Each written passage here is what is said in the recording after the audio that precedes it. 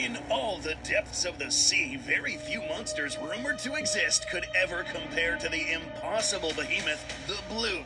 But one name that took the internet by storm finally challenged the Lord of the Sea Monsters on a scale never before seen. Today on Goji Center, we dive into the depths to explore this titanic rival to the biggest sea monster conjured by the thalassophobic minds of the modern age, exploring its history, speculative biology, and the nightmarish possibility if a bioaccurate version of this animal exists. And ending with a very anticipated announcement. Goji Center presents Gran Maja Explained. Now, some of you at home not familiar with what it is you're looking at here might be wondering where on earth did the legend of this nightmarish horror spring from? After all, it took an ice quake literally heard across an ocean to create the urban legend of the bloop, and sea monsters like the Kraken have had stories for centuries. So, from what depths did this terror spring forth? Simple, the most chaotic and wild realm of them all, the internet. Yes, indeed, Gran Maja was the brainchild of the modern online age, brought to life by animators like its creator Borisov Blois to make a new take on the classic sea monster formula. Extremely popular in the Latin American side of the net, Gran Maja has destroyed submarines, battled other colossals like the bloop, and devoured ships and divers alike across hundreds of millions of views, exponentially increasing the number of thalassophobics around the world for years to come. So, before we take a stab at speculating the existence of a bioaccurate rendition of this sea monster, one which technically could exist, let's talk about the myth first. Raw stats. Length 2,214 feet or 674 meters. Jaw span approximately 165 by 250 feet. Tooth length more than 49 feet. Total mass 955,798,000 kilograms. That being more than 1 million tons. Gran Maja definitely lived up to its name, dwarfing even the mighty bloop in terms of length and overall size thanks to a body over half a kilometer long. Nose to tail, this leviathan dwarfs most other serpentine kaiju, being more than double as long as Titanus, Tiamat, and Manda, while being many times heavier. With teeth longer than Godzilla's head and jaw span wide enough to fit him and Kong inside, Gran Maja would be a force to be reckoned with in almost any cinematic universe, and could be considered a living natural disaster on its own. As mentioned already, volumetric analysis shows that this thing might weigh well over 1 million tons. If it thrashed about, swam at the shore, or even just simply made a sharp turn near the coast, it would cause a tsunami. There's a good reason why when it and the bloop noticed each other, everyone involved wisely chose to do two things: stay out of the way and let them fight. Thankfully for thalassophobes everywhere, something like this could never exist in our more mundane world. One of the reasons you don't see sea monsters like this roaming about even in the fossil record is food.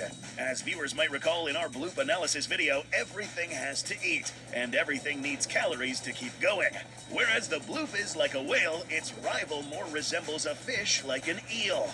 Most fish are cold-blooded and don't need to eat nearly as much as mammals do, since they don't need to burn energy constantly to heat their bodies. How much exactly they need to eat can fluctuate a lot depending on where they live and how often they move around. To help you understand that not all underwater predators eat as much as you think, here's a fun little fact for you.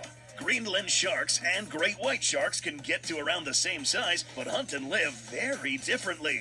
Greenland sharks are cold-blooded and live in cold water, moving and acting slowly over an extremely long lifespan. A study from 2022 showed that they can get by on a fraction of the calories that a great white needs, but the greatest of the great whites with a hotter-blooded metabolism and constantly moving around still need a fraction of the fuel a mammal needs. Another study by David C. Burnvey found that the amount of food a great white shark needs per kilogram of mass actually decreases with size. The bigger the shark, the easier time it had stockpiling food and traveling against water resistance. A massive shark like Deep Blue only needs around 4.5 calories of food per kilogram of mass. That's about 5 to 8 times less than a human needs per kilo. And they call sharks voracious eating machines. Back to El Gran Maja, though, we can see in the video that it is a pretty active predator, so a modified formula for great white metabolism makes the most sense to give us an idea of how much this monster eats. The results yield a staggering number of almost 700 million calories in a day just to maintain itself. If you remember from the last video talking about the bloop, you'll realize that this is a fraction of the amount the mammalian bloop needs, but still an astronomical amount. Maja, however, is typically found in more tropical waters around the equator, such as the Caribbean islands. Whales here don't even get half as big as the larger blue whales in the Antarctic Ocean due to factors like less food and needing to travel often. Daily, El Gran Maja would need to scarf down 10 humpback whales and still have room for more. If snacking on humans, the number is even more extreme. The average human contains 125,822 calories, if eaten. This means El Gran Maja would need to wolf down and perfectly digest around 5,200 people daily. And if this still sounds remotely plausible, there's another issue. Arguably, the biggest problem when you take something like this into reality is not eating, but getting to eat. The biggest problem that something like El Gran Maja might face is how it swims. Slithering back and forth in the water like a worm or sea snake is called anguilliform propulsion. Great for maneuverability, terrible at propulsion. The side-to-side shifting wastes a lot of energy and speed. Couple that with the infamous grin on this monster, full of big, empty, forward-facing pockets next to the teeth, and a predator bound by reality would have a hard time building up or maintaining speed enough to catch worthwhile prey. This is why a high-speed pursuit predator like the mako shark employs the thuniform swimming method. With a stiffer body and flexible tail for propulsion, this animal can move faster and easier than an animal with the same anatomy as the Gran Maja.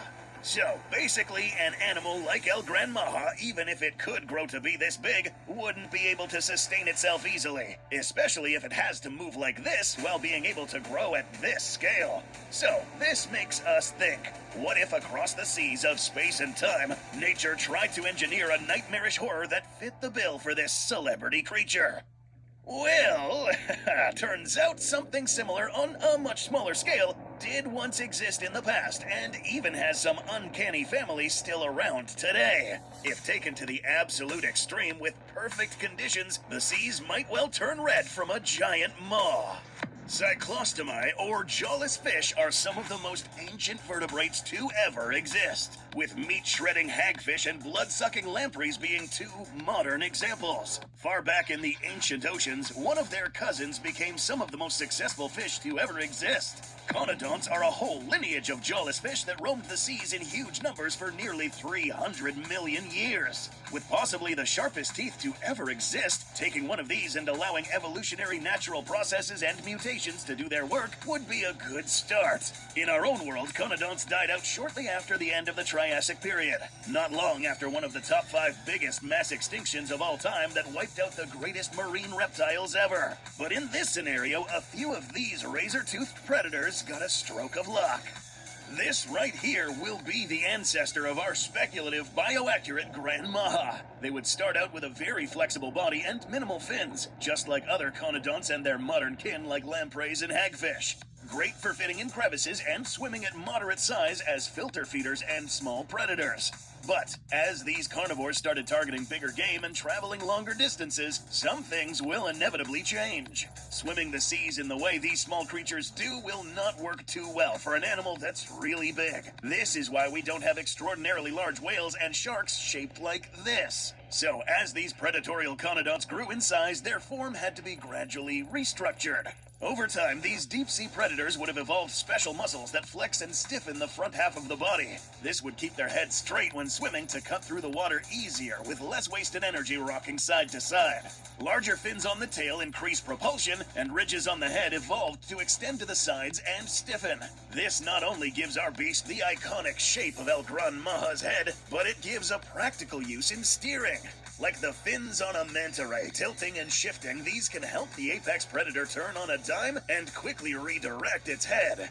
Over time, these animals would adapt to swim using the carangiform method, a halfway point between the two prior methods discussed. This is good for balance of flexibility and bursts of speed. But to grow larger and to help it in pursuit or ambushes, it will have to develop something called pseudo-siphons. Similar to the jet propulsion used by a squid, a trait not usually seen in fish but having a real-world biological basis. Unlike other fish which manually pump water in and out of themselves with their mouth, lampreys have specialized muscles controlled with synchronized commands from the brain. Water is pulled in and pushed out through the pores in a steady pace. These vampiric predators use this to help breathe even while feeding on their bloody meals. For our currently evolving bioaccurate Gran maja, a more specialized, refined version of this trait will help out in filter feeding, and then was taken to the next step with all the water being directed out in one output instead of multiple. Focused out of a flexible cartilage nozzle on a swivel, quick bursts of movement out one side or the other. What first evolved to help with breathing has been adapting and retrofitted to help out with propulsion. But how can an animal like this evolve adaptations that are similar to animals like squid, despite being a completely different animal class? Simple. This would be another of the many classic cases of convergent evolution, where unrelated life forms confronted with the same problems develop similar solutions. Literally the same reason why dolphins and sharks have streamlined bodies and fins despite being in two completely different animal groups. In this case, our bioaccurate Gran maja sucks water rapidly through the mouth and extra gill ports before being redirected and shot out of the siphons. Perfect for rapidly lunging out to grab prey and sucking in plankton and schools of fish into the maw. Gran maja, as the urban legend has it, has a pretty frightening maw. Well, it just so happens that the likely ancestor of our speculative Gran maja may have a more or less more frightening set of teeth, depending on what you consider scary. A likely ancestor of this animal would have been the Panderidus, sporting multiple rows of retractable, finely serrated fangs instead of true jaws. These teeth and the interior skeleton are actually synthesized from minerals filtered out of the seawater, adding extra strength to their structure. Over time, this maw would have remained similar, but as this animal evolves into gargantuan proportions, and as it latched onto larger prey, these fangs would reach frighteningly large sizes, helping it filter large schools of fish and krill, and if the opportunity knocks, it can latch onto and then stab into larger game with an extra deadly trick to call upon.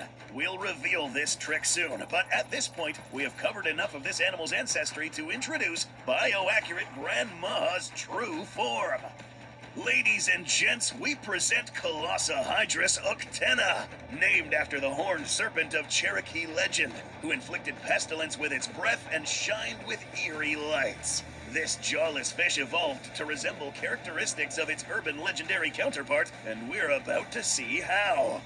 Measuring a possible length of up to 200 feet with a mouth gape of up to 16 by 22 feet, its largest teeth measuring up to 10 feet, and backed up by a mass of up to 260 tons. For senses for both shallow and deep water, the Hydrus comes sporting not 2, but 4 acute eyes for picking up light and shapes at a distance. This might seem bizarre, but several types of fish have the same sensing organs developed from the brain that function just like extra eyes. This apex predator also can detect sense and water pressure changes with the elongated tentacles coming from its face. And like many deep water fish, this can manipulate a protein called luciferin, allowing it to light up parts of its body to confuse or attract prey to it. Now we can discuss the trick we mentioned before. Once biting into a prey animal, let's say an overly curious sperm whale foolish enough to swim too close, this predator has grooved teeth able to direct a potent anticoagulant venom into prey. This trait is reminiscent of some prehistoric conodonts, with a different kind of chemical weapon also seen in modern-day lampreys. This keeps the blood of a victim from clotting easily, leading to catastrophic blood loss. Large predators often hunt down large game using ambush tactics, attacking from below upon detecting an unsuspecting victim. Sharks, mammals, marine reptiles, and other species of fish all use this same hunting methodology. Similarly, as the Hydrus's ancestor evolved, it would have adopted this same hunting methodology. Millions of years later, this animal now hunts whales in the exact same way. Leveraging its pseudo-siphons to give it a quick burst of speed, Hydrus could rapidly ambush from below and leave a grievous wound. Even if the prey managed to flee, its predator would never stop chasing it. However, all big animals do not start out that way, and the young would be vulnerable to many natural predators like sharks. That is, if they didn't have another defense to call upon. The closely related hagfish are sometimes called slime eels for a reason. With specific pores embedded in the skin, these fish can release a fibrous slime when they are attacked. Similarly, as the Pandaridus began to take form as the Colossahydrus ancestor, the individual specimens that began developing a mucus-like slime began fending off predators successfully. These would reproduce and pass on the traits necessary to fend off predators even better, preserving their lineage. This slime can expand 10,000 times their original volume in less than half a second, gumming up the gills and teeth of attackers. Given this animal's sheer size and volume, this means most attackers like parasitic fish wouldn't even bother trying to bite Colossahydrus even when it goes through hibernation cycles. This is an invaluable asset to have in a fight against another large predator as they grow. Living mostly in tropical and subtropical water around deep-sea trenches, Colossahydrus would mostly spend its time switching back and forth between filter feeding in the water column, resting at the barren bottom during lean times, and hunting large game at the surface at night.